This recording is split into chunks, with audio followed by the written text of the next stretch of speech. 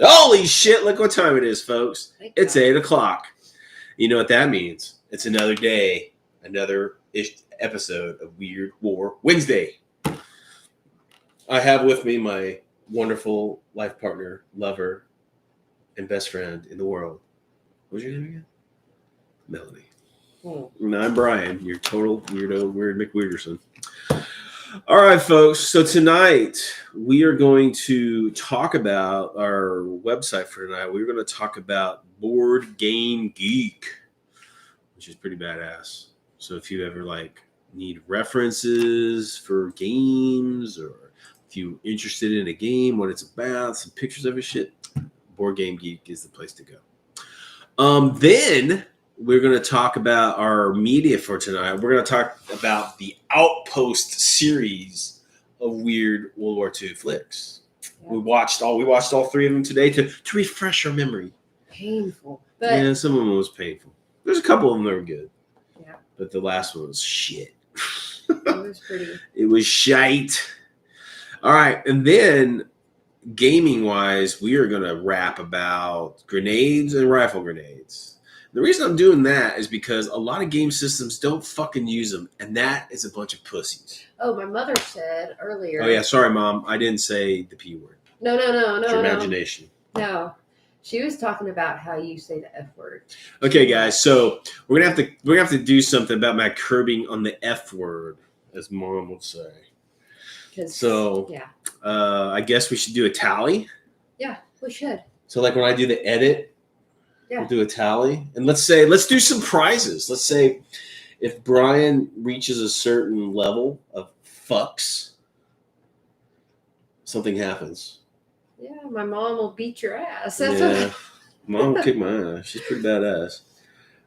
Yeah, we'll think about that. We'll think about some sort of a punishment that is within the realm of legality, because, Mel's going to just, administer it.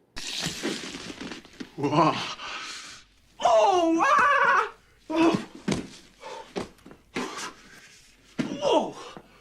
Oh, stop. Okay, keep doing it. Yeah. We don't want to go to jail. No, I don't have bail money. But, okay, guys. So we'll dive into it. So, Board Game Geek. Okay, guys. So, BoardGameGeek.com is a website. It's almost like a wiki. It's got forums in it. It's got you can go in there and put pictures of your gaming on the games that you're talking about or whatever. But in essence, Board Game Geek is a website that lists every damn game that you could possibly imagine.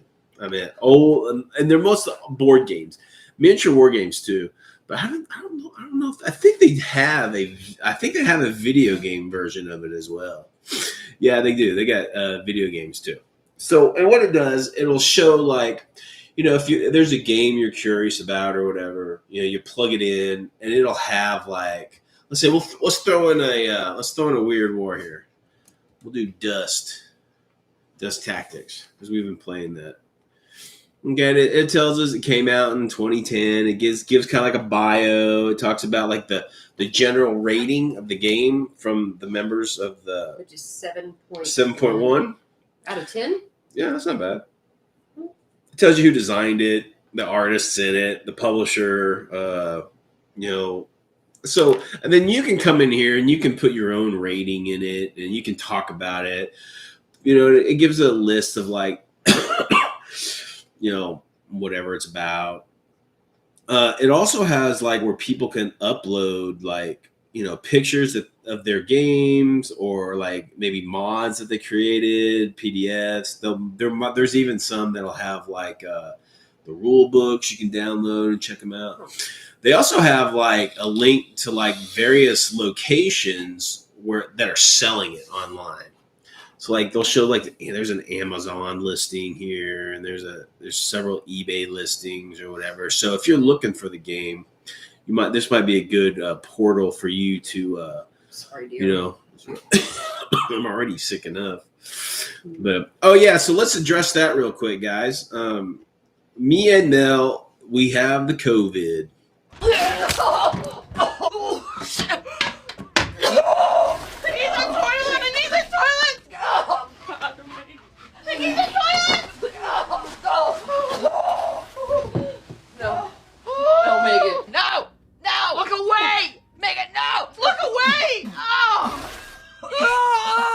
enough of that. We just want to let you guys know we're okay. You know, we're not, you know, but we're just sick. So if we're hoarse or my hair sticks up, it's because of the COVID. For that mop on your head. I am. I'm blaming this mop on COVID because she's too weak to cut my hair.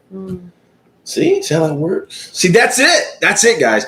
Like that G4 cow. And we enjoy the fact that people are working hard to make free content for you. If you don't like it, don't watch it. Peace. What, are you gonna cry now? Come on, cry! Freaking out about whatever the fuck. I'm going to say everything that is bad in this world is because of the COVID. COVID. I stubbed my toe because of the COVID. My hair sticks up because it's the COVID. No, but it's a serious thing, guys. Yeah. So don't be a dumbass. I mean, do what you got to do to protect yourself. You know, whatever. But okay, enough of that shit. So back to Board Game Geek. Great site. Now you can. It's free. It's a free site, right? So you guys can jump in there and you can register on there, and you can plug in like what games you play, what games you have. You can there's like a wish list that you can participate in there. Like I'm looking for this, and the algorithms and the computers and the science that happens will kind of like sometimes link you up with people who are selling it, or it's a really cool. It's a really cool platform for you to check out, And then again, guys, it's board games and video games, and it's got I almost said the F word, almost more, but it's got everything, and it's like seriously everything. I mean, we're talking everything from the 1960s chit games to the brand new whatever, the Beebles and the Bobbles. There's one thing right now I've noticed is like. Video games needing like apps on your phone to play. Yeah, that's. Guys, I don't know if I'm into that shit. Yeah. And the reason why is because it's just like in the 80s. Remember when like they had all those board games that came with a VHS tape? Yeah. Right? And like we have one called what was it? It was Hero something. No, it's it had that wizard. Right. What is that? Damn, I forgot what it was called. I don't know.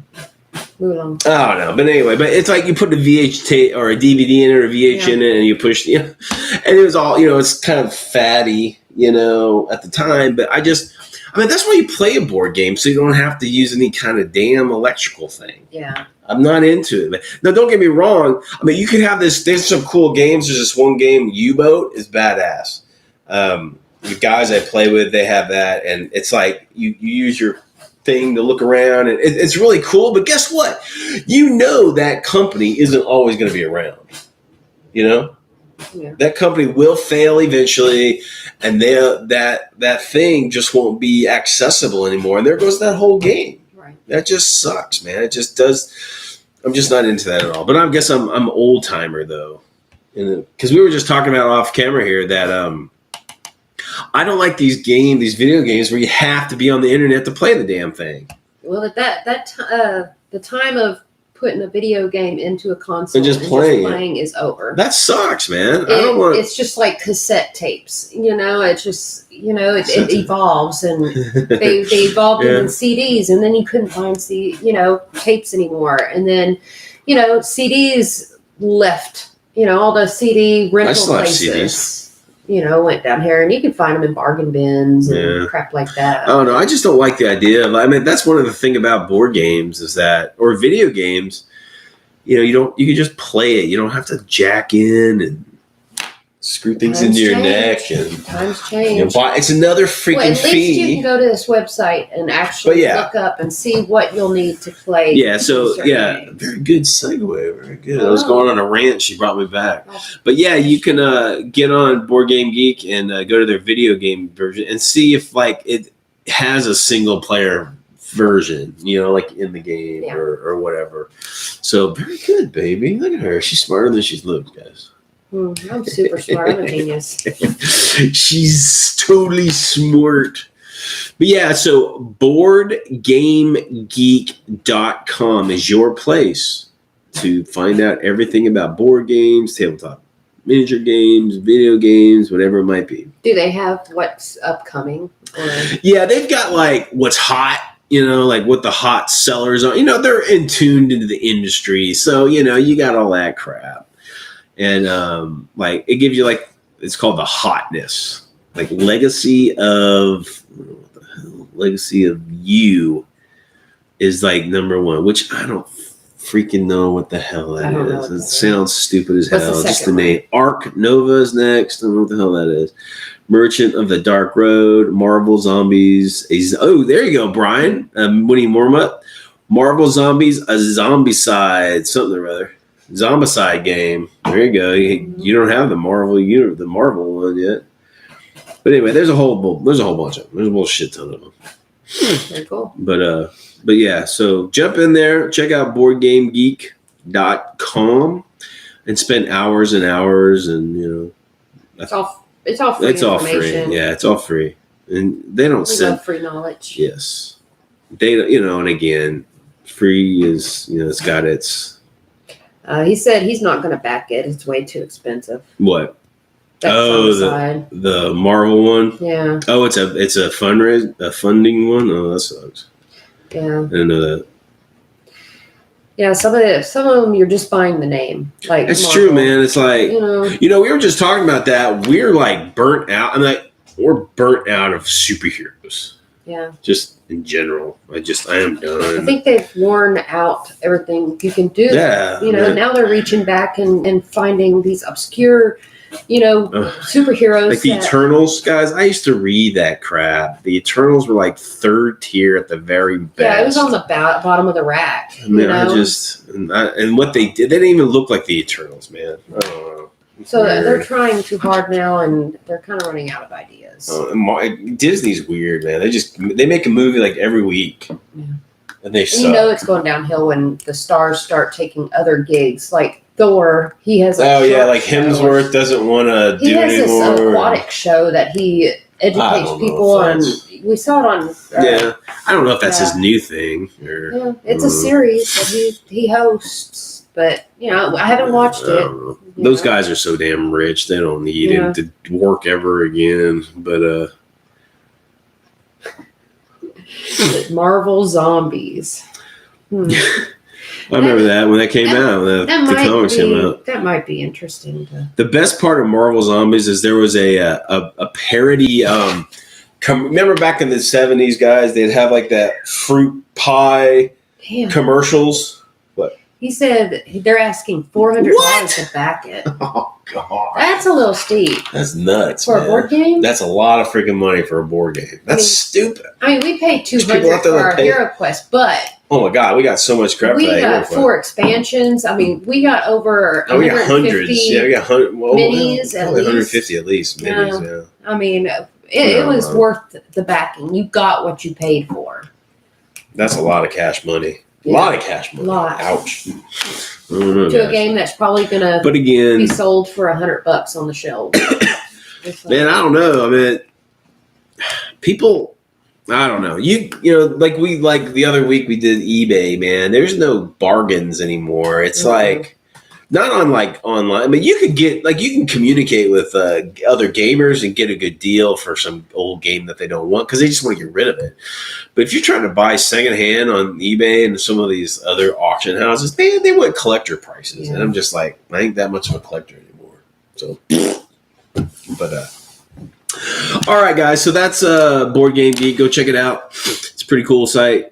Spend a lot of time there, reminisce about the old days, and then maybe get some ideas for some new games for the family or for yourself or for your gaming group. So definitely a 4-star. Do they have videos on there? They do. They have videos, and I know they do have videos, and they're linked to like the how-to channels on online on YouTube. There's a lot of great sites on YouTube, like how to play shit, man. We like the guys I game with, they're like, hey, Brian, come over this week. We're going to play this game. I'm like, I've never played it. It's all right. They give me a link to this video. It's like a 30-minute video, 30-minute long video, and I just watch it. And it's like I know everything about the game. So like I said, you don't really have to know anything nowadays. There's a tutorial. For it's true. Just get on get on YouTube, guys. Like, if you don't know how to change, your serpentine belt in your car, don't go take it up to the shop. I cheat a lot in my video games. Like, I do, because there's puzzles that truth comes out. They don't come out with the video game books. Yeah, anymore. They don't have the strategy guides anymore. Yeah. So you get to these puzzles and you just can't get through them. Yeah, I mean, it makes sense because I don't want to play a game I can never finish. No, I mean, I have a 20-minute rule. If I can't figure it out within 20 minutes, I'm YouTubing it. Or yeah, she does. She got a 20-minute rule. Out. Yeah. Because I'm not going to sit there for over 20 minutes and she doesn't fiddle out a freaking puzzle. All right, guys. So let's jump into our media for tonight. Yes. Excuse me. We are talking about the Outpost series of movies, the trilogy. Mm-hmm. Okay, so Outpost number 1. Over 60 years ago, the war ended. But for 8 men... You've worked with mercenaries before. So what is real story, huh, Top? ...who unearthed the past. An equation that could potentially alter reality. A soldier that was invulnerable, unstoppable. The battle has just begun. Bring it on. They want soldiers. Let's give them soldiers. They just do what they were trained to do. They kill. They're gonna tear us to pieces here.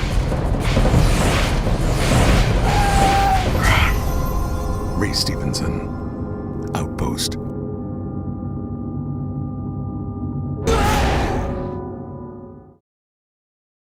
Was in 2008. I did miss Outpost number 1. Yeah, she missed that. But Outpost number 1 is in 2008. And then Outpost number 2, Black Sun.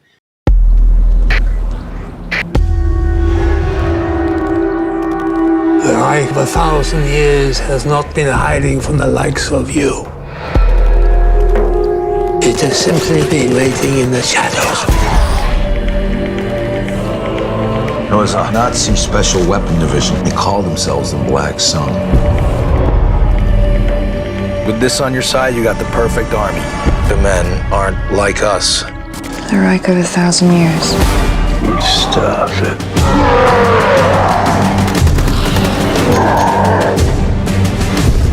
Not a sound. Don't even breathe.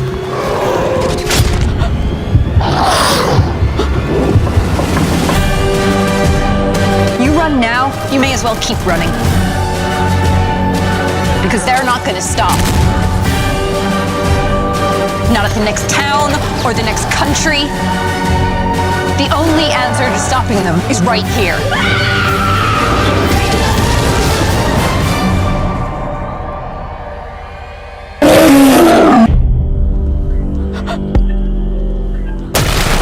Is in 2012. And then they came out with Outpost 3, Rise of the Spetsnaz.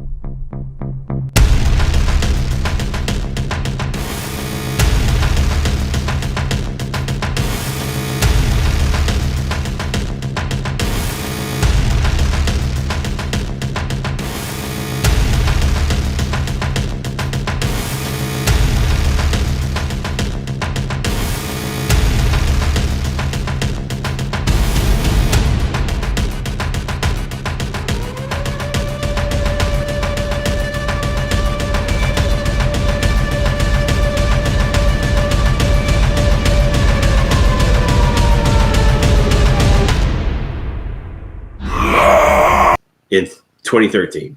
Now, I don't even know why they put Rise of the Spits in the list. That doesn't even make any goddamn sense. It doesn't. Yeah. I raped the hell out of that movie when we were watching it. It was just, that's one thing about nowadays, guys, in these like low budget movies. They'll hire all these like historical reenactment groups, right?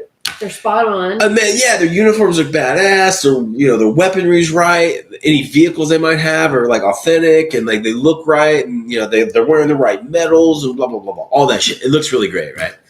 But then the writing is just suck ass. I mean, it's so bad. It's just, and they don't know how to like write like a combat scene in World War II. And they're talking the jargon they're talking about. Yeah. It's like in this last one, these Soviets, right? They're in this jail with this American, right? Mm-hmm. And the American's like, "Give me a high five, man." It's like, what? They didn't talk like that back in the 40s. It's so dumb, so stupid. And like they're calling like, the Germans would call the Soviets like Bolsheviks, if anything. They wouldn't call them Russians. Yeah. Because Russia is just a country in the Soviet Union. There's a bunch of different countries. Well, tell them to buy it. To tell them the pretty much the basic. Okay, yeah. We'll get back to it. Okay, so the whole story is basically all three movies are basically about the Germans were working on some sort of okay, so I looked into this shit, and they come out and tell you like what the Germans were actually working on. And hold on, let me reality shifting. Okay, but they actually talk. It's the applied field theory, I think, is what it's called. Unified some shit field that theory. Real thing. Yeah, like like Einstein was working on, and then he's like, "It's too hard. I'm gonna turn it off." And I don't know. It's basically some sort of physics where like everything, all the sciences of physics, how they all meld together, like how they connect all together, and all. I don't know. It makes it so Well, I'm not stupid, man, but I was reading the Wikipedia thing, trying to understand what the fuck there was. I don't know, man. Oh, there's one. But anyway, they create some whiz bang super science thing, right? Mm-hmm. That's supposed to allow their soldiers to be infused with some sort of mystical energy. They kind of look like zombies, y'all. They look like zombies. They look like zombies. But they phase in through reality and whatever. I don't know. I didn't see no phasing. I don't know. Yeah, they didn't show that in the second one. But in the first one, they show them like, like they're able to just like you're standing in a field and they can like grab you from under the ground and pull you in the ground, that kind of crap. So see, I saw them running through the woods eating people. Yeah, and I don't know why they're eating people. That was weird. I don't know, maybe just to kill them. But they have first weapons, and the third one, they have weapons. Eating they them. actually use their weapons. Yeah. So why would they have to eat people? I don't think that. Anyway. So the first one, I guess we should just tell them the whole story, or because they might want to watch it. Okay, so the first one, they a group of mercs are hired to go to this area where this bunker's in, where this machine's supposed to be at. And they discover what the hell's going down, and then they're getting all wasted, and it's not a good thing. Okay, so the second one, the Black Sun, the second one picks up right after that, where like I guess the Nazi shape-shifting, reality-bending zombie, not zombie ghosts or whatever the hell they are now out of the bunker part, and they're like spreading outward, and they're like just murdering everything. Any living creature, they're just destroying.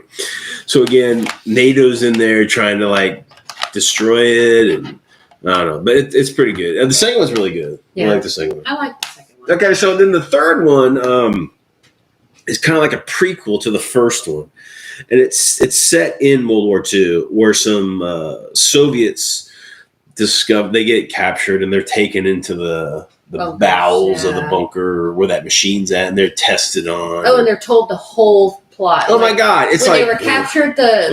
What was Lieutenant? Just some Nazi lieutenant guy. He tells them, he monologues the entire plan from start to beginning, start to ending, and I'm thinking, that's so Scooby Doo of them. It was so bad. You have this SS I think he was a. I mean, we're going to kill you anyway, but so we're going to tell you. Yeah, but I'm going to tell you the whole thing, and they're like. These guys are prisoners, but they're like standing like right next to them, and it's just stupid as fuck. They had an American there that you kind of. Oh my god, he works for the OSS. He's part of the OSS, right? But he's in a military uniform, and he got caught sneaking into the bunk. It's like the OSS were like covert. They're like dressing up like Germans, dressing up like civilians. They weren't a unit that was like in American equipment and like. Dropped behind enemy lines like some like Green Beret thing. It wasn't like that in World War II.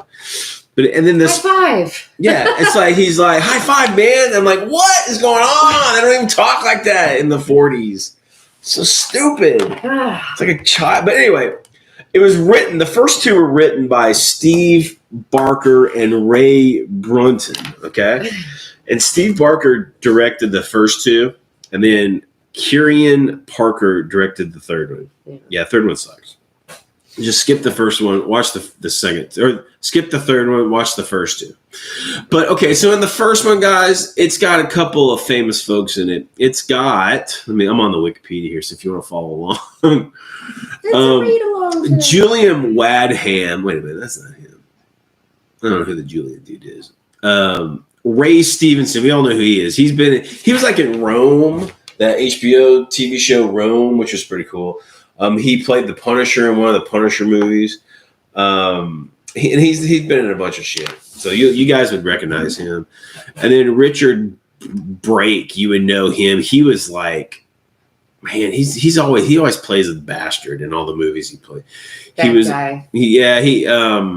Oh man, what would he be? Mandy. He was in Mandy. He was in Doom. He was the guy that was kind of the drug guy in Doom. But he's been in a lot of stuff. The newer Doom or the new, or not the sequel, the one with the Rock. Oh, that Doom. But he's in that one, and then that's about it. That's about all the famous people. There's some other British dudes in here, but whatever. It's a good movie. The first one's really good. Watch that one. That's definitely worth watching. It's it's not like it's a good action flick. It's a good horror action flick. Definitely check out the first one. Okay, so then the Black Sun movie. That's the second one. The name kind of reminds me of what is that? Cthulhu? Yeah. Okay, yeah, guys. So the Black Sun, if you guys don't know, the Black Sun was a real thing. That was kind of like the Nazis are all deep in this mysticism and occult, and the whole runic symbols, and Himmler was a big Teutonic Knight kind of shit and whatever. But the Black Sun was an actual a logo that they used. I can't remember the castle's name. But it's like the SS headquarters castle. They have this big tiled floor of the Black Sun. But anyway, that iconry is all over the movie, and it's in the weird war genre in general. You'll see the Nordic symbols. The SS the SS runes. Those aren't SS. Those are actual lightning bolts that represent, whatever the glyphs meant in Nordic mythology or whatever. So a lot of the SS units in World War II, their unit, logos were some sort of Nordic, rune of some sort. So that whole thing is really infused in the whole weird World War II genre. Okay. So the Black Sun is an actual real thing, but there was a group, but there wasn't some special unit called the Black Sun. And they didn't have tentacles, which is didn't. Cthulhu Cthulhu has some pretty cool stuff. They're the one of the main bad guy groups is the Black Sun, and they're the ones who kind of they're using the occult to Cthulhu, the Cthulhu stuff, the Cthulhu shit. So it's pretty cool. Oh, it's called We Will Castle. That's it. It's like the Wolf something or whatever. Yeah, it's a real place. I mean, and I believe that tile symbol. It looks cool. The Black Sun looks fucking cool. I documented, but it's there. I mean, it's a real thing. But okay. So the second movie, there's a couple famous people. One famous person, Richard. Oh, wait, is that his name? Let me find the one guy that you guys would probably know. The one and only guy. I think it's Richard Coyle. He was in that show Coupling. It's kind of like Coupling was like I never watched it, but I watched a couple. But it's kind of like the British's version of Friends. Oh. It's like just a bunch of people like, Gen Xers humping, like getting fired from their jobs, hating their lives, or meeting up and falling in love. It's stupid. But anyway, Richard Coyle, he's in that. He's like the main dude. I think that's about it. That's the only real like famous person in that movie that I recognize. I mean, there's some character actors. I think that Clive Russell guy, he's been in a bunch of crap. But he was in Game of Thrones of some sort. But I guess I could have done more research on there, but I'm sick. It's the COVID. That's why I didn't do any research. Oh, it's the COVID did it. The COVID did it. But it's pretty good. The second one's good. It picks up right after the first one. So it's a good solid, watching those two will really give you a good, and then it'll give you a good idea for some gaming, because a lot of it is kind of takes place like underground in this like bunker complex. So it's almost be like a incursion. The only thing I didn't understand about the movie is the shot. What? Yeah, so they were giving out these shots to these soldiers, and they're supposed to like what? It's super science. Don't try to understand it. But it's beyond our comprehension. Yeah, but if they have a device that turns, I know. Why do they need a shot? I don't know. In the original movie, they showed these Nazi like doctors like injecting these volunteers, these German volunteers, to become super soldiers. Oh, what the hell? This is some super science shit. I don't know. I don't know why that theory would have anything liquid that you could put into somebody. Exactly. That's what I don't know. But again, I'm not an egghead zombie or an egghead Nazi that's bent on human world domination with super science. I don't know how they think. So it's something. But yeah. So the second one's a little bit. They kind of ratchet up the action, a little bit more, and it's pretty cool. It's fun, and the second would be a good like a weird war game, like a modern troops fighting like Nazi zombies. I think they have a game like that already. There's a lot of Nazi zombie games out there. Yeah. I think but they're all great because they're weird war, baby. Yeah. They're all great. But okay, so now the third one, guys. Okay, so again, it's like a prequel. It kind of sets up the whole, whatever, and it just sucks. This shit. Prequel to what? Prequel to Outpost 1. I know, but I didn't see anything other than there's that device, but they didn't They didn't say how it was made, who made it. If it was a prequel, wouldn't it basically at the very information? So just information. The very last, like, all you'd have to do is watch the last 2 minutes of the third movie, and that sets up the first movie. You don't have to watch the third movie at all, except the last 5 minutes. But when he talks to the old man, yeah. But what I'm getting at is all he does is get the location to that bunker, and then that sets up. I know, but there was no information about who actually made the device. Nazis. I know that, but I don't know. Evil Nazis. I don't know. It's less informational as a prequel. Usually, prequel has. The third one sucks, guys. And then the whole rise of the Spetsnaz. I don't even know what the hell that's about. I don't know what that tagline means. I mean, I don't think the Spetsnaz were around until like the 50s or the 60s. I should look that up. I'm gonna look that up. Yeah, guys. I'm gonna see when the Spetsnaz were actually created as like a military unit. I'm gonna look that up right now. Because I don't know. Because I know it ain't freaking World War II. Maybe it is. I don't know. Historically, the term is referred to special operations units controlled by the main military intelligence service, the Spetsnaz GRU. Mm-hmm. Let's see. Oh, wait a minute. There's a Second World War category. During the Second World War, it became clear early on the Soviet leadership they need immediate intelligence on German. Let's see. Okay, there was a ground reconnaissance detachments formed called the 4th Special Volunteer Detachment. It had 65 to 70 personnel. It was renamed the 181st Special Reconnaissance Detachment. They weren't called the Red Guard, though, right? No, that's dumb. Yeah, they called him the Red Guard, and he was the son. Okay, so I guess there was some dude, but it wasn't called the Spetsnaz. I don't see when the Spetsnaz was. I guess here, plug that in, baby. Plug in. When was the Spetsnaz created? Yeah. All right, Get her. This is my side.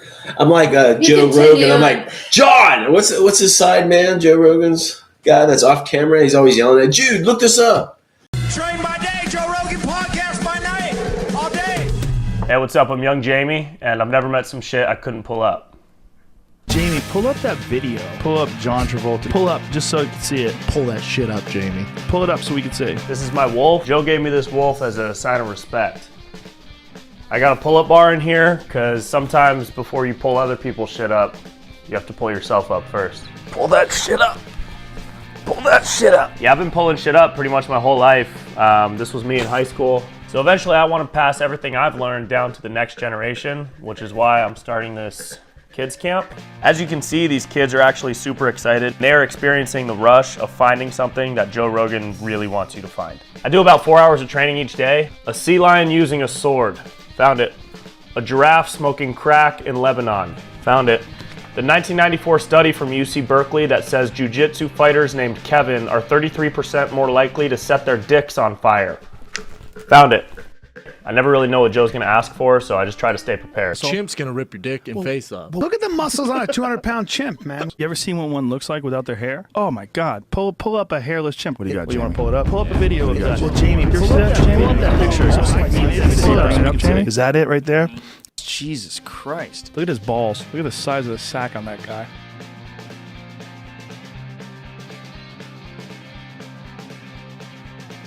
The lost city of Atlantis is the #1 producer of MDMA in the Northern Hemisphere. Found it.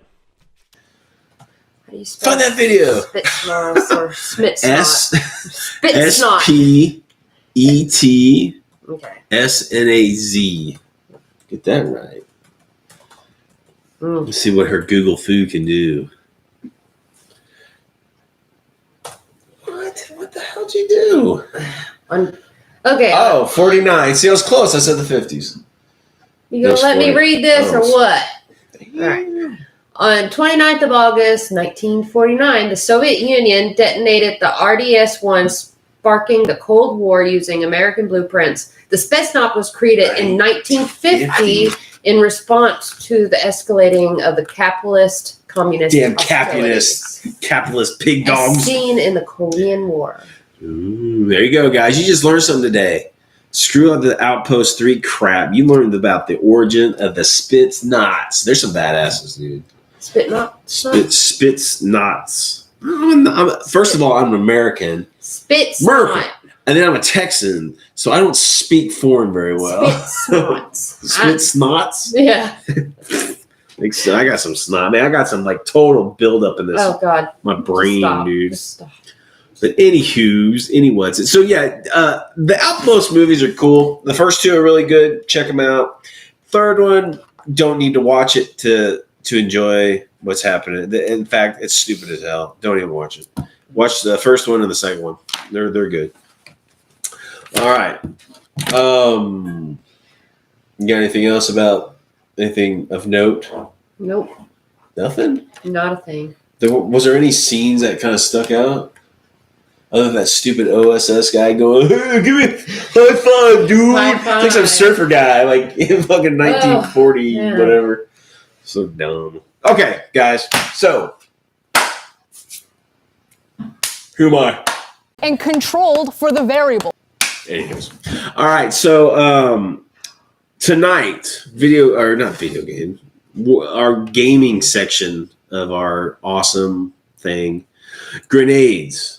And rifle grenades, and why your game system should use them. Oh, in the Outpost, there was a thing where he ran up to this guy and kind of went like this with a grenade. Just kind of laid it gently, and then... So the Soviet guy's hiding in like a hole in the ground, right? And this German guy comes up like I swear, what, 2 feet, 3 feet away? Yeah. Like they're all sneaking up. I'm like, he pulls out his grenade and he pulls the pin and like walks right up to him and just drops it. Like, dude, you can throw that shit. It's meant to be thrown. You don't have to like get next to it. It was really confusing. It was for so me. stupid. It was dumb. I mean, he was right there and it blew up like right when he pulled the, like 1 second, it blew up. I'm like, that is a bad grenade timing. Well, no, he pulled the pin before he started walking. So by the time he laid it down, it only had a second left, so he barely got out of the way. Most grenades had like a 3 to 5 second fuse, 3 to 4 second fuse. He was a fast walker, I guess. I don't know. It was just dumb. It's just like, throw that damn thing. It was weird. Okay, so grenades. Okay, so like, I play like bolt action and I play chain of command. And you know, is there grenades in bolt action? No, they're not. I was fixing to say they're not in the way that they need to be used. I mean, they'll say, okay, you have access to anti-tank grenades, so you can cause something against the vehicle. Okay. It's just, guys, grenades were created and used for a reason because they're badass. You know, they're badass. So these historical game systems are doing a disservice for the game rules because, and even like any rule system that doesn't have grenades in the way that they need to be used is complete bullshit because grenades are deadly. Grenades were used and they were devastating. So they should be used, you know, in the game mechanics that you have. Now we're going to get in, and now there's several different kinds of grenades, guys. Okay. You know, the most common that you see is the fragmentation grenade. Okay. Fragmentation grenade blows up, causes there's a metal, you know, lining on the outside, and it's meant to blow up and cause shrapnel damage, right? Yeah. And then you've got, okay, so that would be considered a defensive grenade. Okay. So what that was meant, it was meant to like defend your position by throwing grenades out and causing this large shrapnel field, okay? Then you have offensive grenades. Now, offensive grenades were grenades that had a thinner metal jacket around them, okay? But had a larger, like a explosive charge in it. So what it didn't produce as much shrapnel, but more of a concussive like force of damage. Okay, now it's called offensive is because units would use these kind of grenades as they would assault things. So they'd be running and they'd throw these grenades and they would blow up in front of them, and you know, and they would stay just outside of that shrapnel range because it's reduced, and they would attack really quick after these grenades have detonated. Now the most common grenade like that would be with the German potato smashers.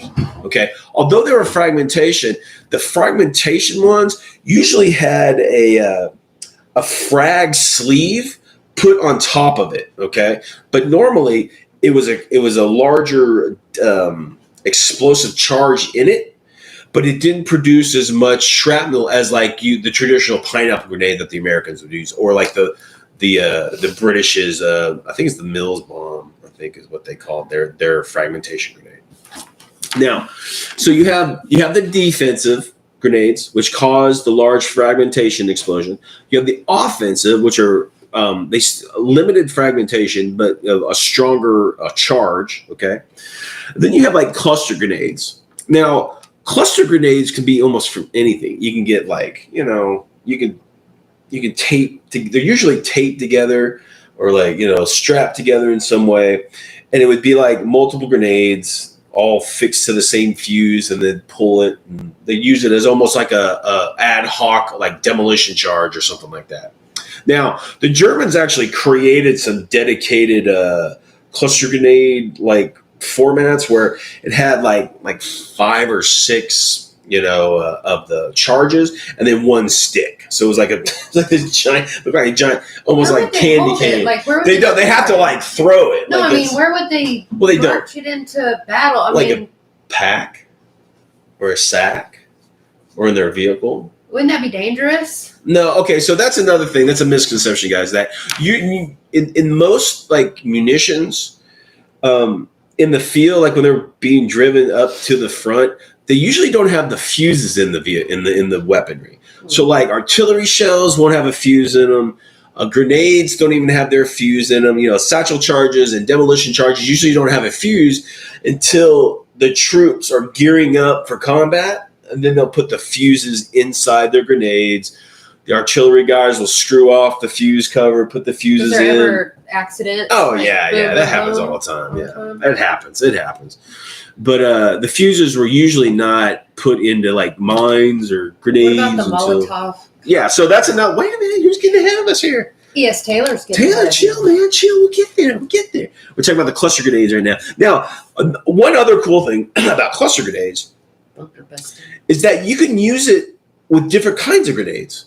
So you can put fragmentation grenades, and then you can put some smoke grenades in there too. So you can cause a smoke field, including a shrapnel field. So that's cool. Or you can put incendiary grenades wrapped up in there. You can, as it blows up, it shoots all that white phosphorus around. It really causes hell.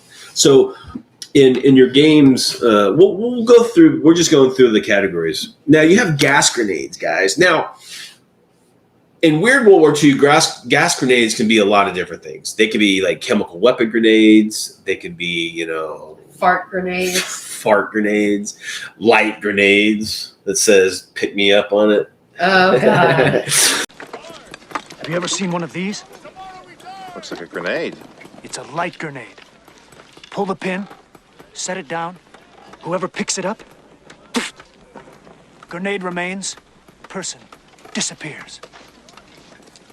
That's the stupidest thing I ever heard of. Who'd pick it up? Look. Pick me up. Diabolical, isn't it?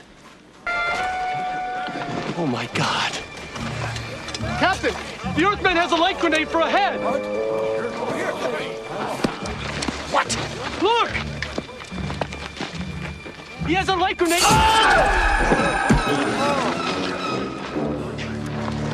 Idiot.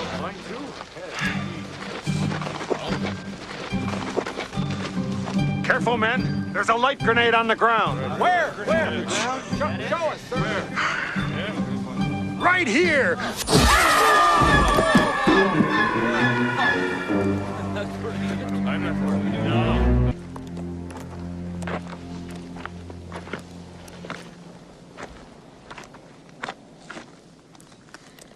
Pick me up.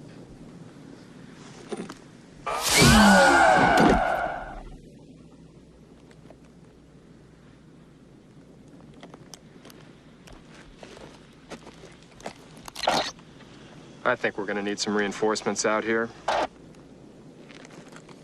But usually gas grenades, gas being like usually a smoke, a chemical smoke.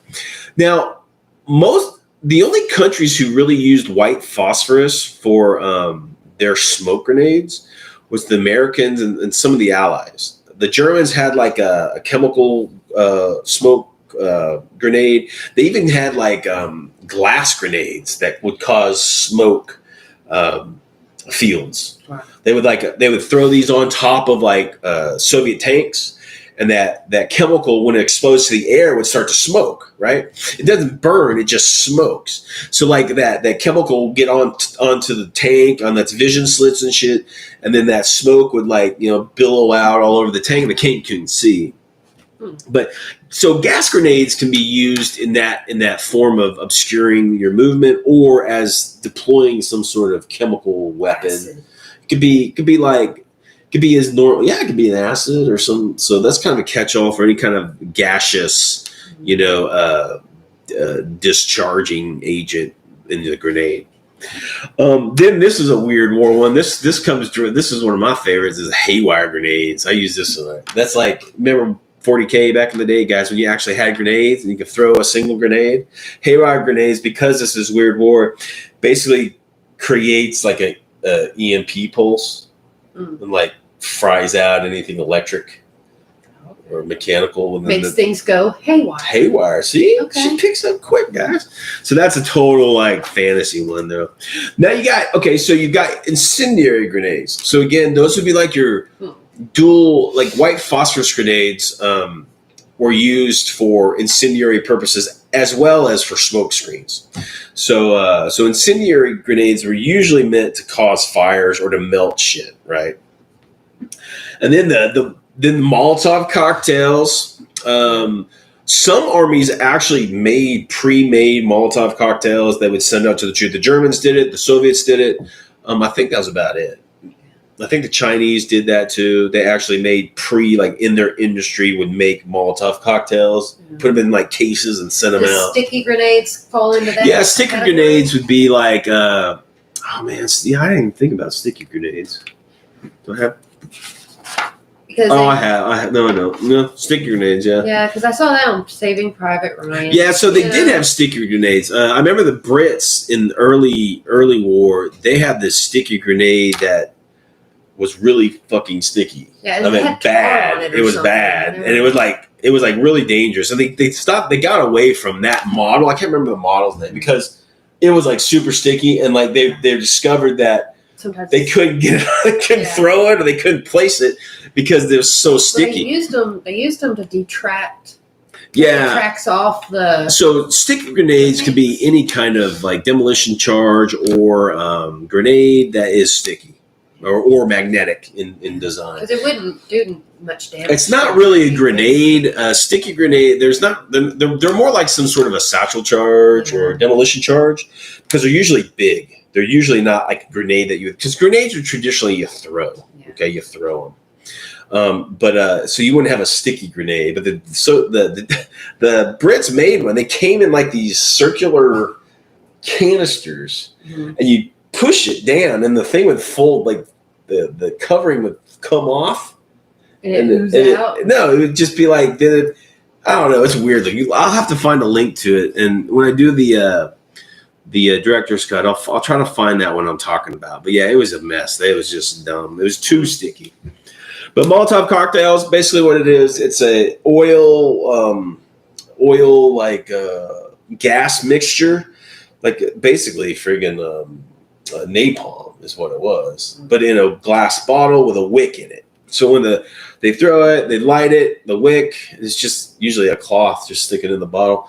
It would fly, and would break open. It would just cause all that liquid and fire to, cause a fire, or like if it came to vehicles, that fluid, that the fuel would leak down into the engine deck, or they would, something like that, and cause fires. And then you got the crazy one. This is a wild one. This is the heat grenades. Okay.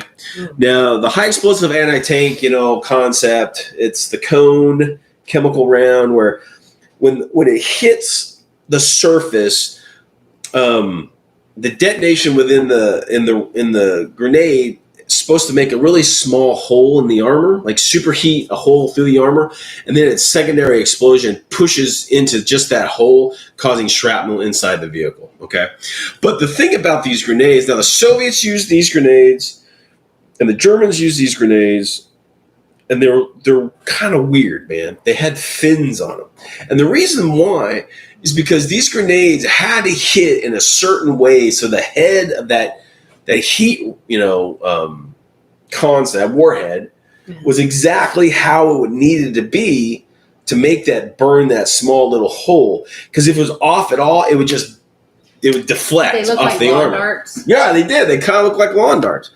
Now the Germans have this. They're real long and had like a crown on them. I'll throw pictures up here but you had to throw them in an arc. They had to like land like an arc, and the Soviets had some like that too. They had kind of like a little fin in the handle. When you threw it, the fin kind of flared out, so it kind of give that, I don't know.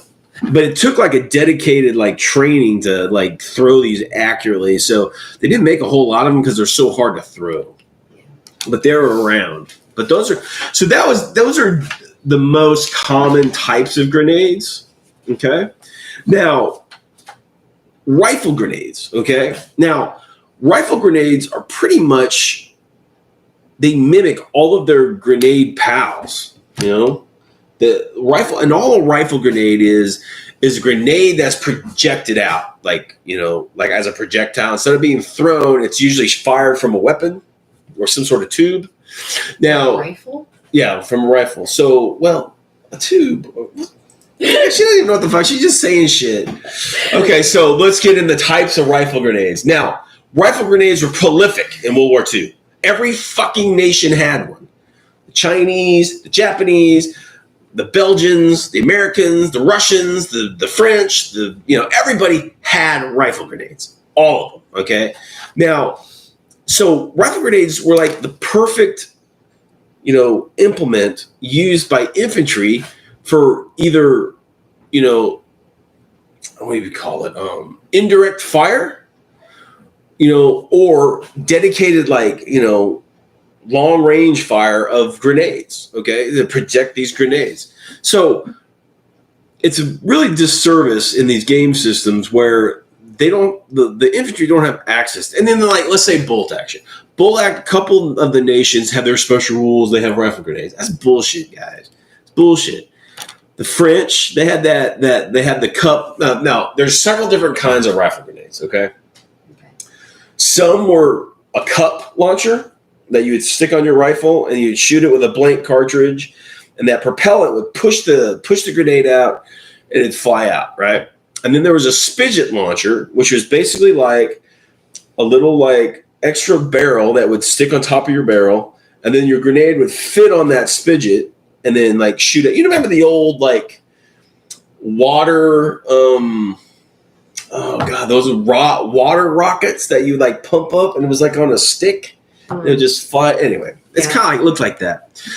And then the cup ones, I just said the cups, right? The cup one. So, you put the grenade in the cup and it flies off, and there's a spigot. Now, a lot of there were some dedicated rifle grenades. Now, a lot of people don't think they're rifle grenades; they think they're mortars. So, one of the biggest thing is the Japanese knee mortar. Okay, it wasn't a freaking mortar, guys. It was a rifle grenade. Okay, and you never shot it off your knee. Okay, it'd break your fucking leg off. But it was a rifle grenade. Now, the Japanese were awesome because they designed all of their rifle grenade launchers to fire grenades. And so the Japanese grenades were actually served as rifle grenades as well. So I think it's the Type 10 or the Type 89 or whatever grenade the Japanese had.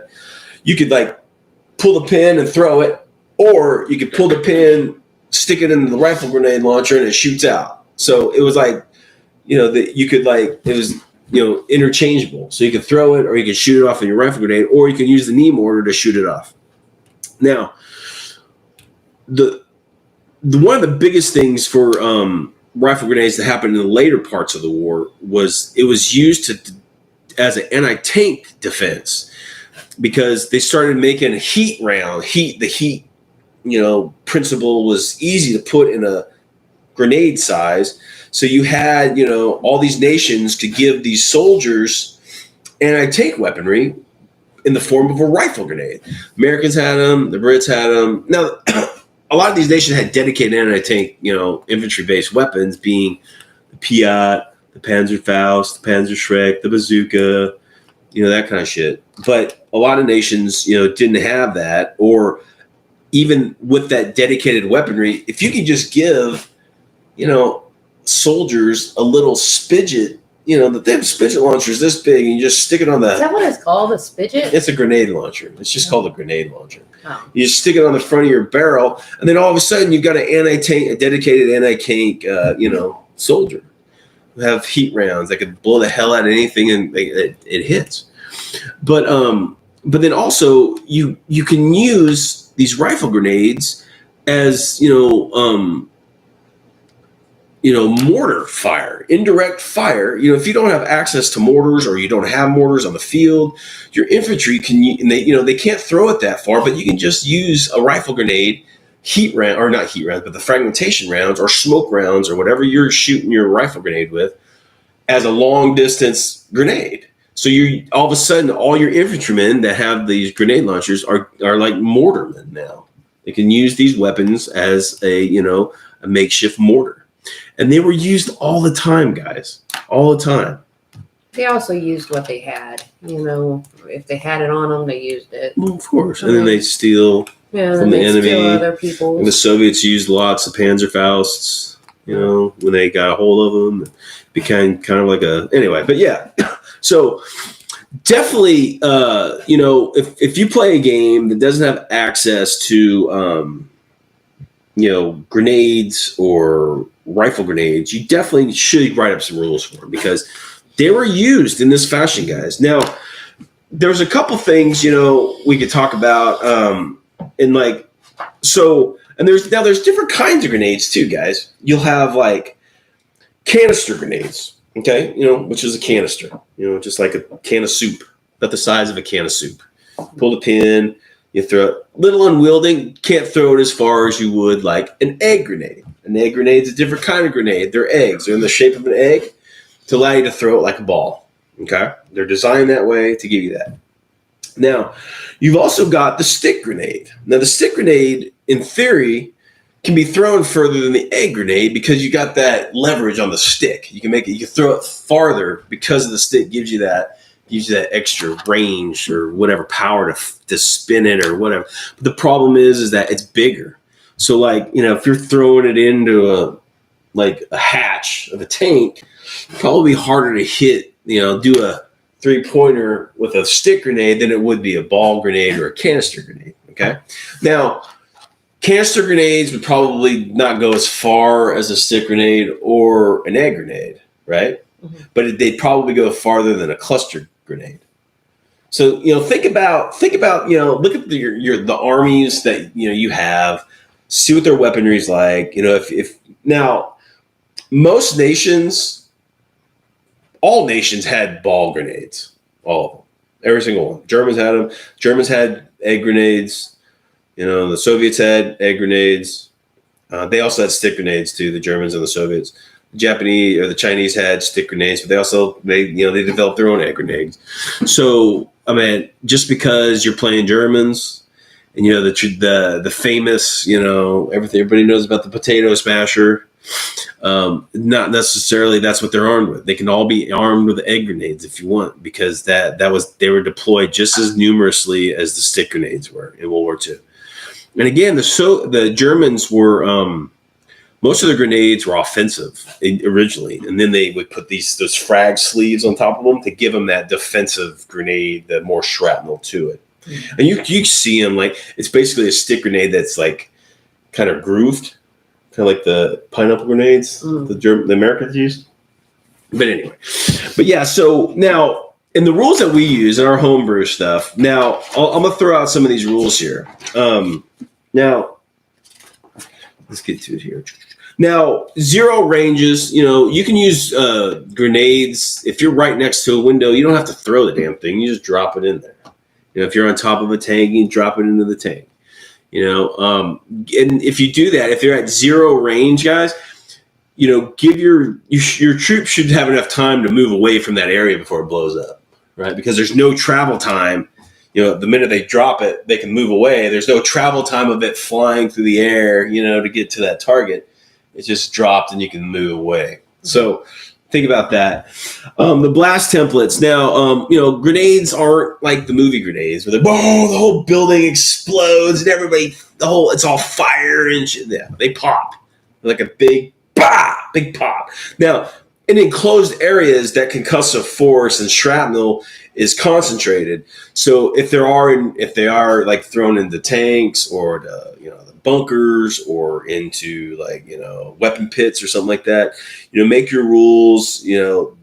Maybe the normal damage from a grain is heightened because they are in that enclosed area. Okay.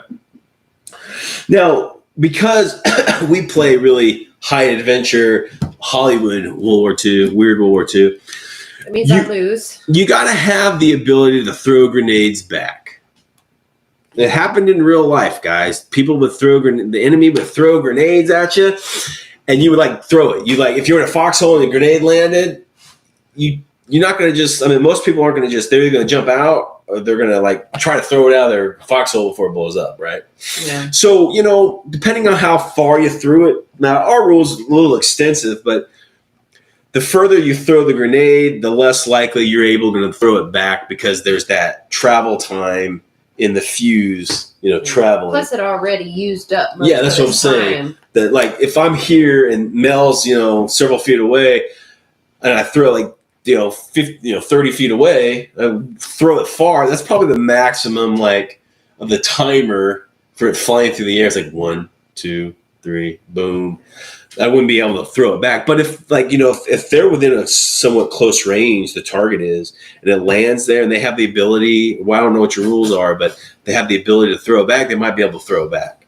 But it probably won't go the full, the range thrown, because it's going to detonate like probably before, you know what I'm saying? Yeah. So do something like that. Or, you can have those heroes that dive on top of the grenade, smother it, and, take the blast, and only they die, but they save their crew and they get a Medal of Honor. I wouldn't be one of those people. I'd be the shit people getting out of the fox. Hey guys, on my blog, every Monday, Wednesday, and Friday, I highlight, on Mondays we do Medal of Honor Monday.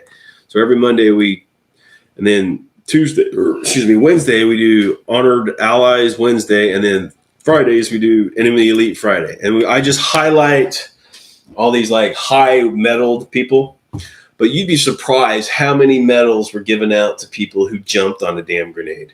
Yeah. A lot. And a lot of Americans, a lot of Marines during the Japanese campaign, during the Pacific island hopping campaign. My God, there was a lot. It takes that's a badass motherfucker to jump on a grenade for your buddies. Yeah, that's awesome. Fear and to self-preservation is to run.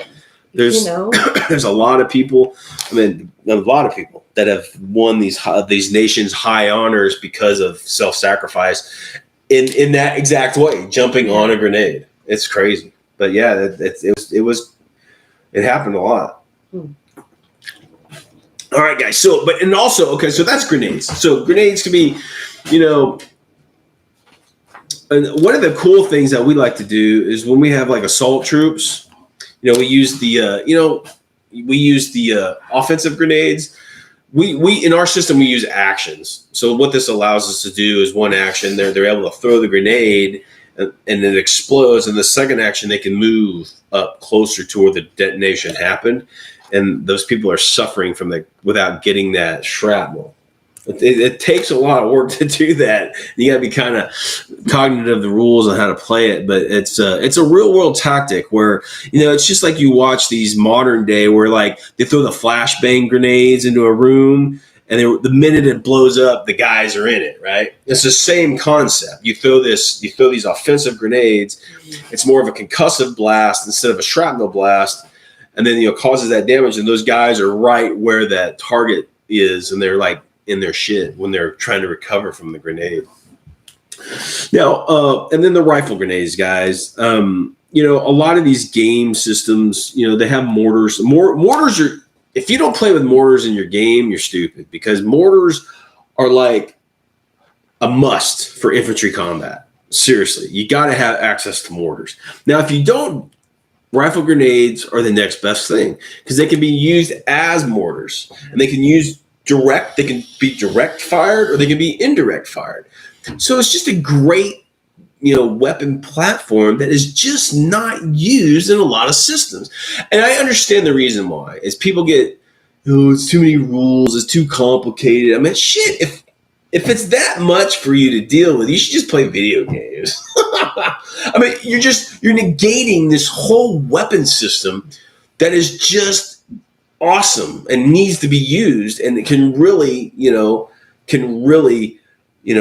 turn the tides in a situation. Yeah. Okay. And it's also fun because, grenades can deviate, bounce off. We got rules where in like close terrain, and I mean, it could bounce off of tree limbs. I am so bad about rolling. So horrible. Man. I usually blow myself up. They usually bounce back at you. Yeah. You girl throw it. When you throw it falls behind you. No, but I mean, there should, because that shit happened, man. Grenades were deadly to both users, to the user and the target. And if you didn't do it quite right, man, you could be in that blast, and that's no bueno. Yeah. All right, guys. Now, again, grenades, they had like dedicated grenade launchers. A lot of nations, most nations in World War II they're all rifle grenades or pistol. They even had pistol grenade launchers. There's like a pistol. The Germans had this real famous one called the Sturm pistol. it's basically a flare gun. It's just a flare gun. And you could put all these different kind of rifle grenades on it and use it as a whatever. Now that's another thing. Rifle grenades can be fitted with different stuff. They could be flares. You can shoot, a flare. Speaking of flares, I was watching a video today about retro toys, and in the 50s, they had a projectile. It's basically a flare gun for kids, and they outlawed it because it was, and it's still around now, but it's actually a weapon. It's categorized as a weapon. Really? But they put these crystals in there that would react to water, and it would shoot the ball out, but it causes a small explosion to force the ball out. And essentially it was a detonation. Yeah.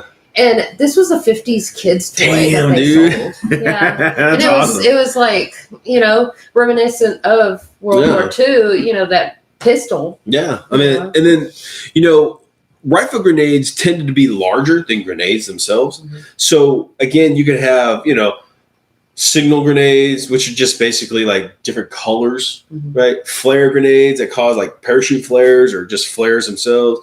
You could have heat rounds. You could have fragmentation rounds. You could have, hell, the Germans even had like a message round. It shot. It was like a flare round, like a signal round, but inside of it, it didn't degrade. It was like a bullet, and you could open it up, and there's you put messages and shit in it. I mean, there's all sorts of crazy shit. So there was also a toy in the 50s about Something that. like that, So, yeah. They banned it because it would poke kids' eyes out. They'd use it in class and stuff. Damn kids. They were poking each other's eyes out. You'll shoot your eye out. Yeah, literally. But rifle grenades, awesome. Again, in the Weird War frame, you could create a grenade for anything.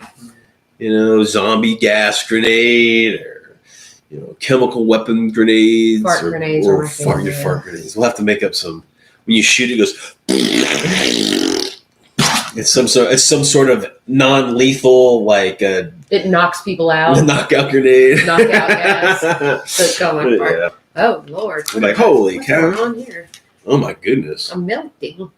Wow, we had some craziness going on. All right, guys. So I'm losing my voice here, and I feel like shit. My body's gonna fucking explode. But thanks for swinging by, everybody. Eric, always a pleasure, brother. Hey, man. Lawn darts were cool. Oh, lawn darts are fucking badass. Yeah. We had lawn darts when I was a kid. Yeah. That was one of the top 10 most dangerous toys in existence. Yeah. Yeah. So Eric and Aaron, good to see you guys. J-Boy, good to see you, man. I guess, do you have anything to add, my love, about grenades or rifle grenades, Game Geek, or the Outpost series of movies? Outpost wasn't that bad. The lots of blood. If you like blood and guts and Nazi zombies. That's all you need zombies. to know. I mean, they weren't cheesy. No, they look good. They The looked effects, really good. effects in all the movies are really good. Yeah, I was afraid it would be cheesy, like what is that, Shark of the Corn or something? Oh my god! I don't know. We watched the movie called Cornfield Shark or Shark Corn Shark. It's about a shark in a cornfield, like eating people. Yeah. And the shark, I mean, that being stupid in itself, the shark they used was a fucking puppet, man. It's like it was just so dumb. It's just like, why am I watching this?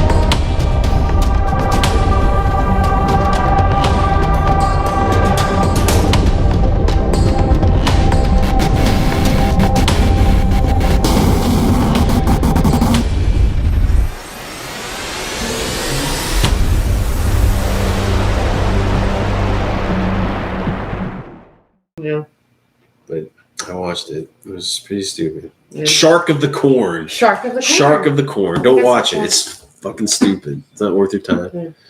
I mean, you can watch it. Don't watch it. I forbid it. The world, I forbid it. Don't watch it. Sleep. Watch it. Sleep. Watch it. But all right, guys. Well, that's us from Weird World War II. Send us some get well vibes. Yes. Try to weather through this COVID crap. Getting another test Friday.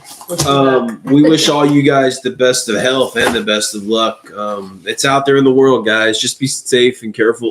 Do what you got to do to protect you and your family, and because it's real.